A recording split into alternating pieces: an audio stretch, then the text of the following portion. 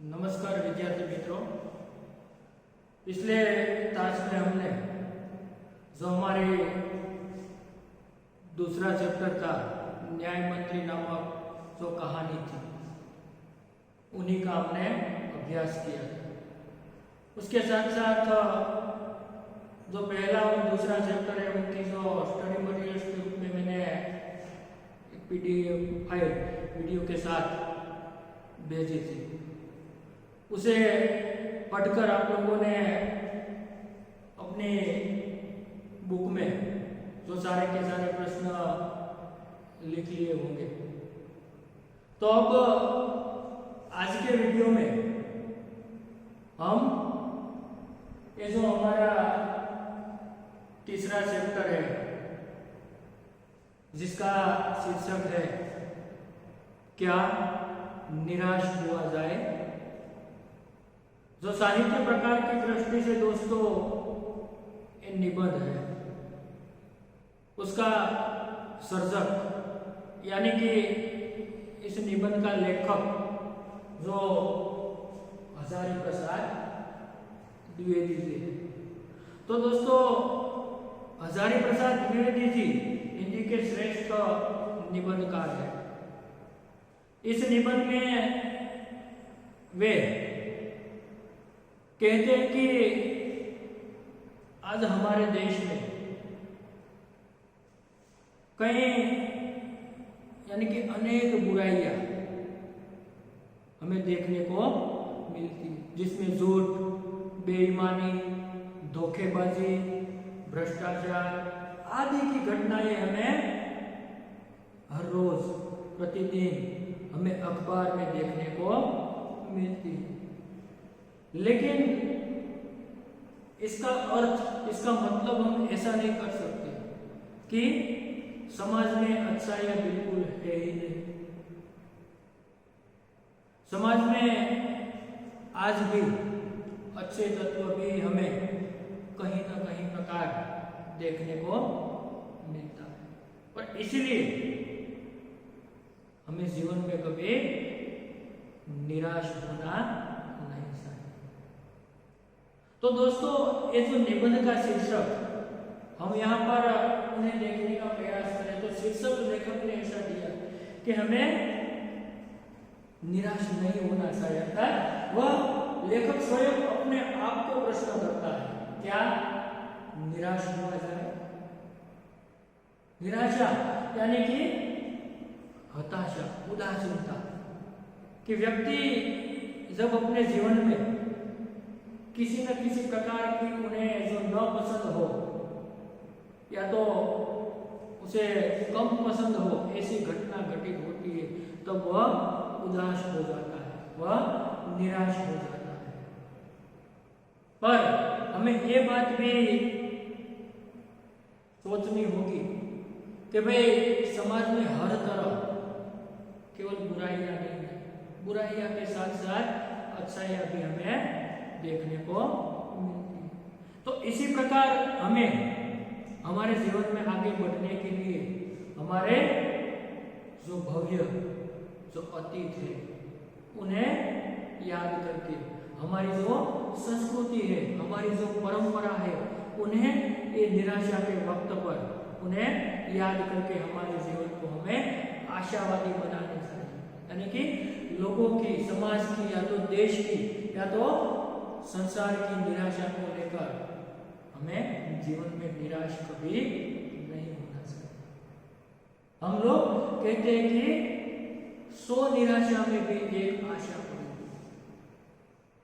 अर्थात कि भाई जीवन के अंदर 100 जितनी निराशाओं होय एवं पण एक आशा છે આપણા માટે હંમેશા હોય છે અને આપણે એવું કહીએ છીએ કે આશા અમર છે। तो दोस्तों ये जो निबंध है उनमें लेखक के अपने जो विचार है उन्हें यहाँ प्रस्तुत करने का प्रयास किया। तो सबसे पहले ये जो निबंध है उसे हम थोड़ा सारांश के रूप में उन्हें पढ़ने का प्रयास करें। यानी कि जो निबंध की जो यहाँ पर जो लेखक की जो विचारधारा उन्होंने कुछ समाज की, देश की, राष्ट्र की या तो लोगों की जो बुराइयां हैं बुराइयां को लेकर हम लोग निराश हो जाते हैं। तो इन बुराइयां के साथ साथ हमें अच्छाइयों को भी देखनी पड़ेगी। तो ये इस निबंध का मूल जो हमें कहने का तात्पर्य है कि जीवन में कभी भी निराश होना नहीं चाहिए। संसार में बुराइयों के साथ अच्छाइयां भी हर हमेशा के लिए है। तो यही बात इस निबंध में लेखक ने हमें समझाने का प्रयास किया है। तो दोस्तों, इसका जो हम निबंध का एक सारांश यहाँ पर देखने का प्रयास करें तो हम कह सकते हैं कि लेखक को ऐसा लगता है सबसे पहले कि भाई आजकल चारों तरफ हम अखबार में प्रतिदिन हर रोज चोरी, डकैती, तस्करी, भ्रष्टाचार ऐसी घटनाओं जो आदि घटनाओं है उनकी बोलबाला है और अखबार झूठी ऐसी घटनाओं से हमेशा के लिए भरे रहते हैं। जो लोग ऊंचे पदों पर विराजमान हैं, जो लोग ऊंचे अधिकारी हैं, जो लोग ऊंचे पदाधिकारी हैं, उनके चरित्र में भी हमें दोष दिखाई देना लगता है। यानी कि व्यक्ति कुछ भी करता है तो जिसमें हमें दोष दिखाई देना पड़ता है। यानी कि व्यक्ति कुछ भी कार्य करता है उसी कार्य में सभी लोग दोष दिखते हैं कि भाई व्यक्ति में जो 100 अच्छे गुण हो और एक आध 2 गुण केवल बुरे हैं तो लोग उन्हें बुराई की नजर से देखते हैं, अच्छाई की नजर से कोई नहीं देखते। और हम ऐसा कह सकते हैं कि आजकल जो लोग परिश्रम करते हैं, जो लोग सखत यानी कि कड़ी मेहनत करते हैं, वो लोग आज भूखे मर रहे हैं। जो लोग कुछ नहीं करते वो लोग फूले फाले या तो फूलते फालते यानी कि सारी की सारी सुख सुविधाएं वो लोग भुगत। तो इसी प्रकार जो परिश्रम करने वाले व्यक्ति आज दुखी है, जो परिश्रम नहीं करता वो लोग आज फल फूल रहे हैं, यानी कि सुख वो लोग भुगत रहे हैं। पर हम कह सकते हैं कि भाई आजकल युग बदला है तो हम कह सकते हैं कि भाई जो युग बदलते हैं तो युग के साथ साथ हमारे आदर्श वो भी बदल सकते हैं, वो भी बदल रहे हैं कि पुराने कायदे कानूनों की जगह आज नए कायदे कानून आ गए हैं और उसके साथ साथ उसमें अंतर तो होता ही। जो पुराने कायदे कानून है उनके साथ साथ नए कायदे कानून होते हैं तो उसमें तफावत होते हैं तो अंतर होते हैं। तो इसमें ये तो हमारी परंपरा से चली आने वाली चलती आई बात है, इसमें हमें कोई नई बात नहीं है। तो परिवर्तन तो होता ही रहता है। पर हमारे जो भारत देश का जो आदर्श है कि भारत देश में हमारी संस्कृति ने हमें ऐसा दिया है कि किसी भी प्रकार की भौतिक जो वस्तुएं है, भौतिक सुख सुविधा है, यानी कि भौतिकता को हमारा भारतवर्ष कभी भी महत्व नहीं देता है। हमारे यहाँ अध्यात्म को महत्व दिया जाता है, यानी कि मनुष्य में लोभ, मोह, ईर्ष्या, क्रोध आदि वस्तु है, आदि तत्व यानी कि आदि जो विकार है वो तो स्वाभाविक रीति से होते ही है। पर भारत में इन सभी विकारों पर संयम रखने की या तो संयम बरतने की बात पर जोर दिया गया है। तो इसी प्रकार आज के समय में दोस्तों क्या हो रहा है कि वे लक्ष्य की उपेक्षा का परिणाम है। हमारे यहाँ आज जो हमारा ध्येय है, हमारा लक्ष्य है, उसकी आज उपेक्षा हो रही है कि भाई आज देश में जो कृषि है, जो उद्योग है, जो वाणिज्य है, जो शिक्षा है, जो आदि का विकास होना चाहिए वो विकास आज तक नहीं हो पाया है। इसलिए व्यक्ति लोगों को इसके विकास की जिम्मेदारी कि जिन लोगों को इसके विकास की जिम्मेदारी सौंपी गई है वही लोगों उनका विकास न करके खुद का विकास, अपने आप का विकास करने में लगे हुए हैं, यानी कि वह खुद अपनी समष्टि का विकास की जो बात भूलकर वह खुद के विकास के लिए, खुद की सुख सुविधा के लिए लगे रहे। इसलिए भारत के पुराने आदर्श हम भूल गए। हमारे आदर्श कैसे थे दोस्तों कि भी किसी भी भौतिक सुख सुविधाओं को हमें संग्रहित करना नहीं, यह हमारी संस्कृति ने हमें सिखाया है। परिणाम स्वरूप आज हमारे देश की जो उद्योग, व्यापार, कृषि, शिक्षा, उनका जो विकास होना चाहिए वो आज नहीं हो पाया, क्योंकि जिनको इस विकास की जो जिम्मेदारी सौंपी गई है, जिनको इस विकास का जो दायित्व दिया गया है, वह व्यक्ति ही उसे भूल गए और वह अपने खुद के स्वार्थ के लिए, वह औरों का कल्याण भूलकर वो अपने खुद का स्वार्थ में, यानी कि स्वार्थरत होकर वह अपनी सुख सुविधा, अपनी भौतिकता के लिए वह जुड़े हुए हैं। इसलिए हम आज ऐसी बुराइयों की, ऐसी निराशा की परिस्थिति में डूबते जा रहे हैं। तो दोस्तों हम ऐसा भी कह सकते हैं हमारे पुराने आदर्श कभी भी नष्ट नहीं हो सकते, क्योंकि आज भी हमारे देश में धर्म को कानून से बड़ा माना जाता है, क्योंकि सेवा, ईमानदारी, सच्चाई, निष्ठा, प्रामाणिकता, आध्यात्मिकता का मूल्य आज भी हमारे देश में बने हुए हैं। क्योंकि आज भी हम व्यक्ति धर्म को कायदे तो कानून से ऊपर मानते हैं। आज ही हमारे ये जो पुराने आदर्श है, जो हमारी आध्यात्मिकता से, उन्हें आज भी हम भूल पाए नहीं है। और इसके लिए लेखक हमें इस अपने अनुभव के दो दृष्टांत यहाँ पर देते हैं, और इसलिए उन्हें ऐसा ख्याल आता है कि आज भी अच्छाइयाँ मौजूद है, आज भी लोगों में कल्याण की भावना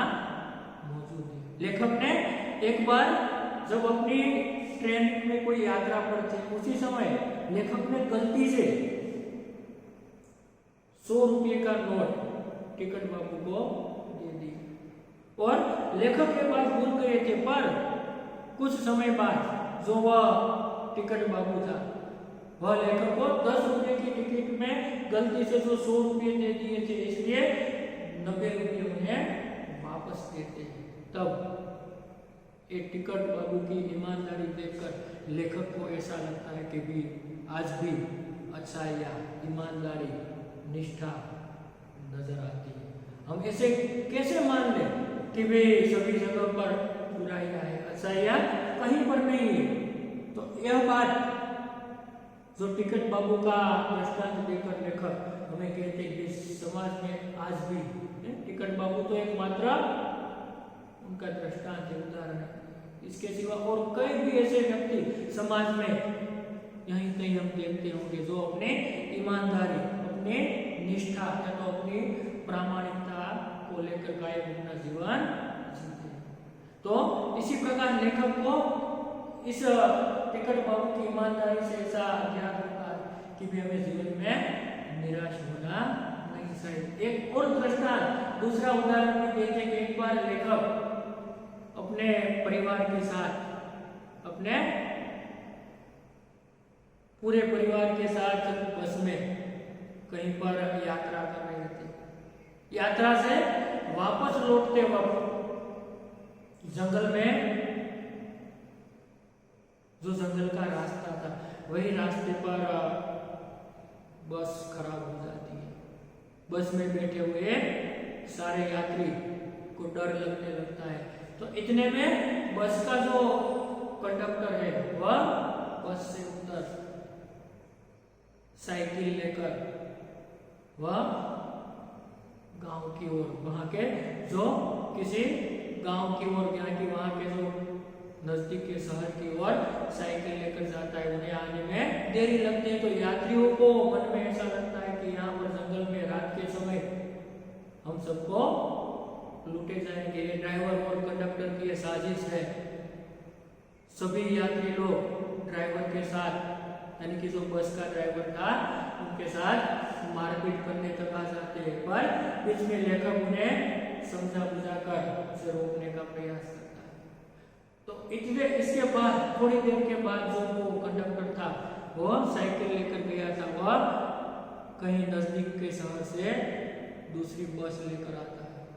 और साथ साथ जो लेखक के छोटे छोटे बच्चे थे उनके लिए पानी, दूध, खाने की कुछ चीज वस्तुएं छोटे छोटे बच्चों के लिए लेकर आता है। और ऐसी घटना देखकर लेखक को ऐसा लगता है कि आज भी लोगों में सेवा, श्रम यानी कि महानता के गुण आज भी विद्यमान है। तो हम ये कैसे मान लें कि हमारे जीवन में यानी कि सभी जगह पर हर हमेश के लिए निराशा ही है, बुराइयां ही है, अच्छाइयां कहीं पर नहीं है। तो ऐसी ऐसी घटनाएं भी आजकल घटित होती है। जो बुराइयों के बारे में तो हम बहुत कुछ पढ़ते हैं, पर हमारी मानसिकता ऐसी है कि बुराइयों को हम ज्यादा जोर शोर से उसे कहते हैं, अच्छाइयों का यानी कि अच्छे गुण का कोई गुणगान नहीं गाते। और जो बुरी बात है, बुरी बात को लेकर हम बार बार उन्हें किसी को कहने का प्रयास करते हैं। यानी कि दोष निकालना सरल बात है, पर अपने खुद के दोष को स्वीकार करना ये बात मुश्किल है।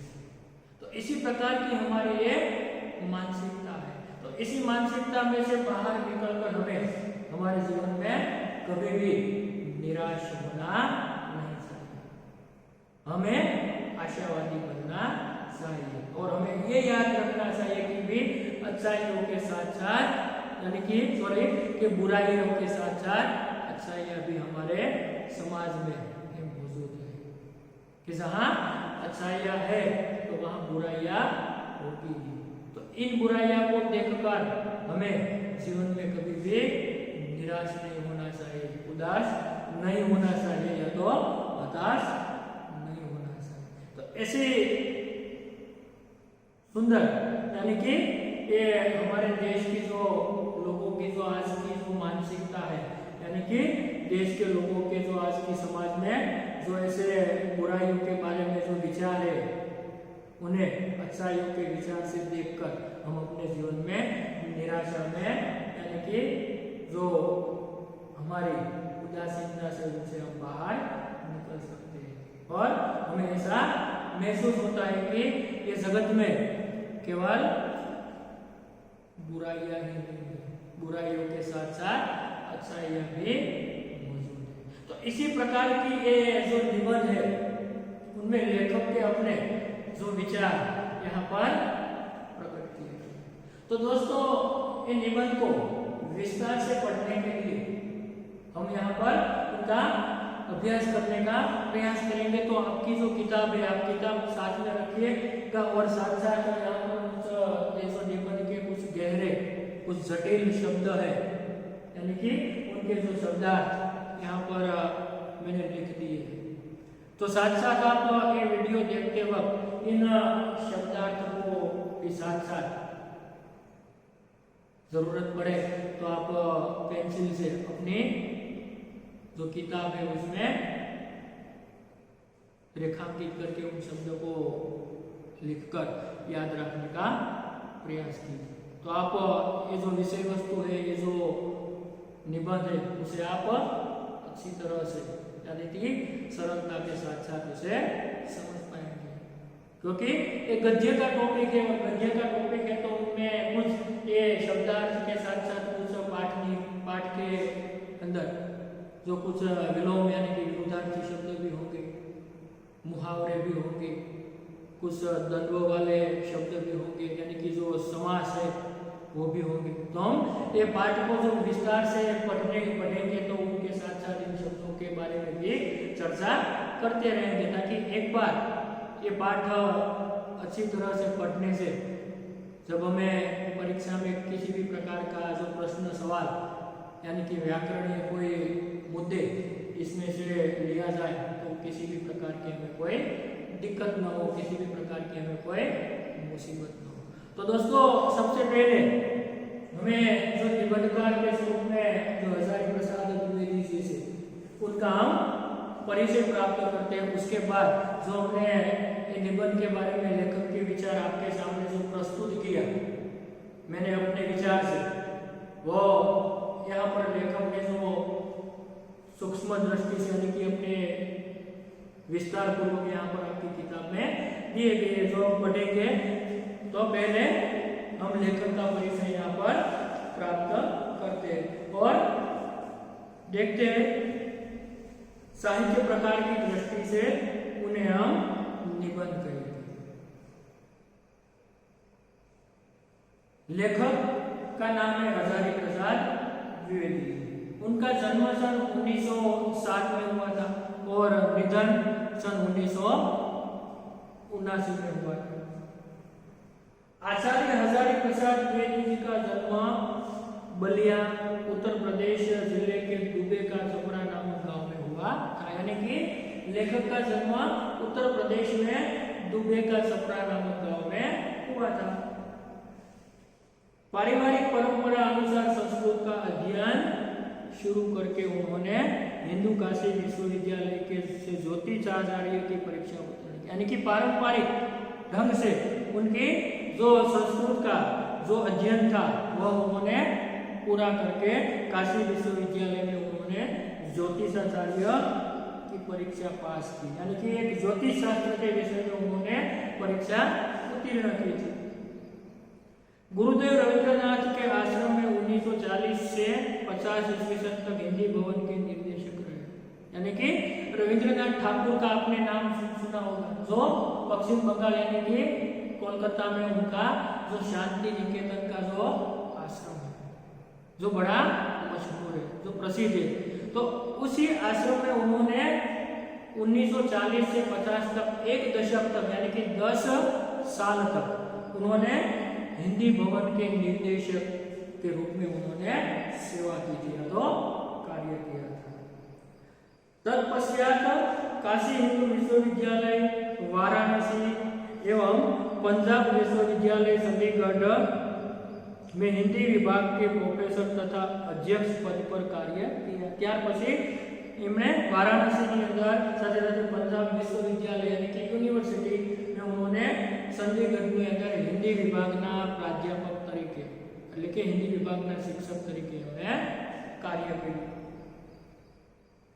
भारत सरकार ने उन्हें पद्म भूषण की उपाधि से सम्मानित किया। यानी कि એમની સાહિત્યની સેવા માટે ભારત સરકાર દ્વારા એમને પદ્મ ભૂષણ નામના પુરસ્કારથી આચાર્ય હજારી પ્રસાદ દ્વિવેદીજીનું સન્માન કરવામાં આવ્યું હતું। हिंदी साहित्य जगत में द्विवेदी जी एक निबंधकार, उपन्यासकार, समालोचक तथा शोधकर्ता, इतिहासकार के रूप में प्रचलित। એટલે हिंदी साहित्य जगत ની અંદર દ્વિવેદી જે છે એમણે નિબંધો પણ લખ્યા છે, ઉપન્યાસો પણ લખ્યા છે, સાથે સાથે એમણે અન્ય સમાલોચના જેવા સાહિત્યની અંદર આલોચનાઓ અથવા તો ઇતિહાસ વિશેની એમણે પુસ્તકો, ઇતિહાસકાર તરીકે એમણે ઘણા બધા પુસ્તકો લખ્યા છે। अशोक के फूल, विचार प्रवाह, कुटस, कल्पलता आदि निबंध संग्रह, बाणभट्ट की आत्मकथा, पुनर्नवा, चारुचंद्र लेख, अनामदास का पोथा, उपन्यास तथा कबीर, सूरदास, हिंदी साहित्य का आदिकाल, साहित्य सहचर, हिंदी साहित्य उद्भव और विकास, हिंदी साहित्य की भूमिका आदि आलोचना तथा इतिहास ग्रंथ है। यानी कि दोस्तों महावीर प्रसाद यानी कि जो हजारी प्रसाद द्विवेदी जी, उनका साहित्य के क्षेत्र में बहुत ही लंबा साहित्य का उन्होंने सर्जन किया है, जो हिंदी साहित्य के श्रेष्ठ साहित्यकार के रूप में वो जाना जाता है। तो दोस्तों यहाँ जो हजारी प्रसाद द्विवेदी जी के आपकी किताब में जो परिचय है, उनकी जो कुछ किताबें हैं, उनके उन्होंने जो साहित्य किस किस क्षेत्र में के उनके बारे में हमने संक्षेप में जानकारी मिली। अब यहाँ पर हमें जो हमने ये निबंध के जो विचार यहाँ पर व्यक्त किए, उसमें ये पाठ की जो शुरुआत, निबंध की शुरुआत तो हम करें तो लेखक यहाँ से उनकी शुरुआत करते हैं। देखते हैं हम, ये मेरा मन कभी कभी बैठ जाता है। दोस्तों मुहावरा है मन बैठ जाना, यानी कि उदास हो जाना, निराश हो जाना। तो समाचार पत्र में ठगी, डकैती, चोरी, तस्करी और भ्रष्टाचार के समाचार भरे रहते हैं। आरोप प्रत्यारोप का कुछ ऐसा वातावरण बन गया है कि लगता है देश में कोई ईमानदार आदमी ही नहीं रह गया। हर व्यक्ति संदेह की दृष्टि से देखा जा रहा है। जो जितने ही ऊंचे पद हैं उनमें उतने ही अधिक दोष दिखाई देते हैं। तो दोस्तों, लेखक यहाँ पर आरंभ में कहते हैं कि मेरा मन कभी कभी निराश हो जाता है, यानी कि उदास हो जाता है, क्योंकि जब जब वर्तमान पत्र में चोरी के बारे में, डकैती के बारे में, लूटपाट के बारे में, भ्रष्टाचार के बारे में, लांच रिश्वत के बारे में, ऐसे तरह तरह के जब झूठे जो समाचार उन्हें पढ़ने को मिलते, देखने को मिलते, तब साथ साथ लोग आरोप प्रत्यारोप, दोस्तों ये द्वंद्व समाज का उदाहरण है। तो किसी को आरोप यानी कि प्रत्यारोप, आरोप नो प्रत्यारोप करो, वहां बीच में योजक चिन्ह है जो विरोधाभास होता है। द्वंद्व समाज में होता है एक दूसरे का विलोम शब्द, आरोप प्रत्यारोप। हमें यह याद रखना चाहिए, बीच में जो योजक चिन्हों से जुड़ा हुआ शब्द द्वंद्व समाज का होता है, यानी कि लोगों के बीच जो आरोप होते हैं, प्रत्यारोप होते हैं, ऐसा वातावरण बन गया है। आज में ऐसा लगता है कि इस संसार में कोई ईमानदार आदमी ही नहीं बचा और हर व्यक्ति एक दूसरे के साथ संदेह की दृष्टि से देखते। संदेह यानी कि शंका, कि दरेक व्यक्ति एक बीजा साथे शंकाની દ્રષ્ટિએ જુએ છે, તો સંદેહની દ્રષ્ટિએ જુએ છે। અને સાથે સાથે જે વ્યક્તિ જેટલા ઊંચા પદ ઉપર, જેટલા ઊંચા હોદ્દા ઉપર કે સ્થાન ઉપર બિરાજમાન છે, એટલી જ એમના પ્રત્યેની જે શંકા છે અથવા તો એમના પ્રત્યેનો જે દોષ છે એ દોષની દ્રષ્ટિએ જ મોટા ભાગના લોકો જુએ છે। અને આવી ઘટનાઓ જ્યારે સમાજની અંદર જ્યારે જોવા મળે છે, સાંભળવા મળે છે, ત્યારે લેખકને એવું લાગે છે કે ભાઈ મારું મન છે ત્યારે उदास थी जैसे, ये हताश थी जैसे। अगर एक बहुत बड़े आदमी ने मुझसे एक बार कहा था कि इस समय सुखी वही है जो कुछ नहीं करता, जो कुछ भी करेगा उसमें लोग दोष खोजने लगेंगे। तो लेखक अपने खुद के एक अनुभव की बात यहाँ करते हैं कि एक आदमी ने एक बार मुझे ऐसा कहा था कि इस संसार में यानी कि इस समय सुखी लोग वह है जो कुछ नहीं करता, जो कुछ करता है वह आज दुखी है। यानी कि जो कुछ नहीं करता, जो कुछ भी करेगा उसमें लोग दोष खोजने लगे। जो लोग कुछ काम करेंगे तो लोग क्या करेंगे, उसमें दोष खोजने लगेंगे। कोई व्यक्ति 100 अच्छे काम करेंगे और उसमें 1-2 गलती हो जाए तो लोग उनकी गलती को देखेंगे, उनकी बुराई को देखेंगे, उनकी अच्छाई को कभी नहीं देखेंगे। ये लोग हम ऐसा आज भी मालूम हमें, हम जान सकते हैं कि लोगों की अच्छे काम की कोई कद्र नहीं करते और बुरे काम पर लोग उनकी आलोचना करते हैं, उनकी टीका करते हैं। तो यहाँ पर उसके सारे गुण भुला दिए जाते जाएंगे और दोषों को बढ़ा चढ़ा कर दिखाया जाने लगेगा। व्यक्तिना जे सारा गुण છે એને લોકો ભૂલી જશે અને એના જે દોષ છે એ સેના કરતા એને વધારે ઉકસાવીને લોકોની સામે મૂકવામાં આવશે। તો આ પ્રકારનું આજે વાતાવરણ છે આપણને દેખાય છે। तो हम कहते हैं दोष किसमें नहीं होते, दोष तो सभी लोगों में होते ही हैं, पर यही कारण है कि हर आदमी दोषी अधिक दिख रहा है અને આજે દરેક વ્યક્તિ વધારે વધારે દોષી, अपराधी, दोषी સ્વરૂપે લોકો જુએ છે। ગુણી કમિયા બિલકુલ નહીં, લોકો સારા ગુણ છે એને બહુ ઓછા જુએ છે અથવા તો એને બિલકુલ ગુણી વ્યક્તિ તરીકે ક્યારે જોતા જ નથી। तो अगर ऐसी ही स्थिति है तो निश्चय ही चिंता का विषय है। और लेखक कहते हैं जो अगर ऐसी ही स्थिति है तो निश्चित ही हमारे लिए चिंता का विषय है।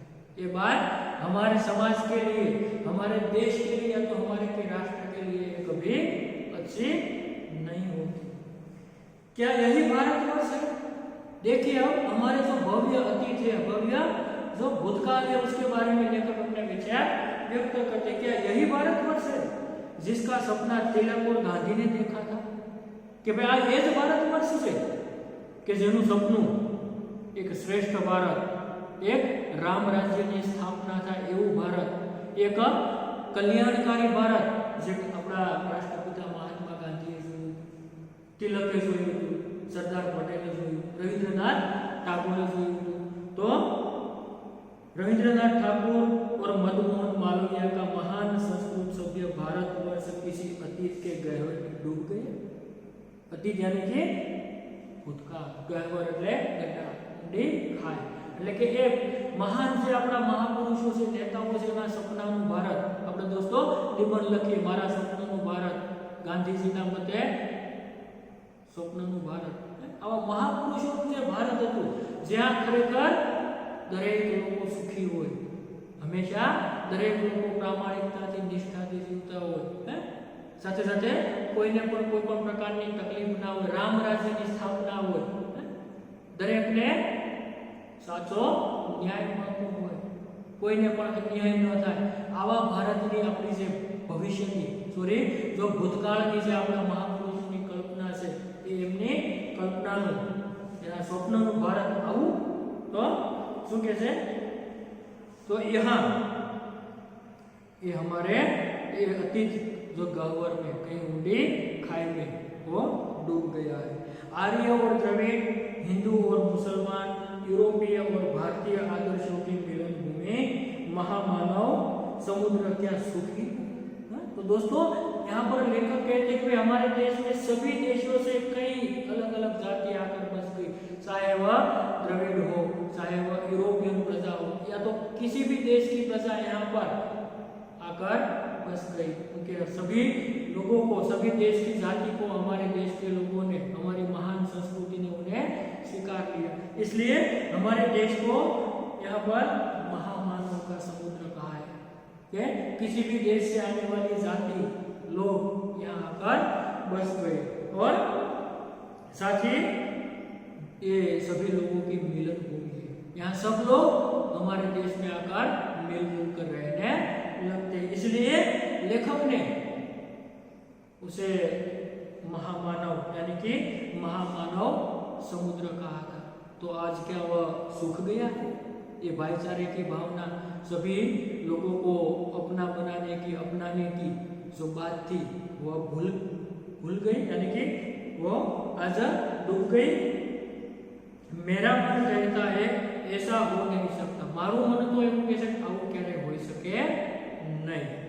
स्थिति अगर हमारे महान मनीषियों के सपनों का भारत है और रहेगा, हमारे महान मनीषियों का भारत है, यानी कि हमारे जो महान मनीषी यानी कि ज्ञानी पंडित, हमारे ये जो ज्ञानी पुरुष थे, जो पंडित लोग थे, उनका ये भारत है, वह हमेशा के लिए रहेगा, वो कभी भी नहीं मिट सकता।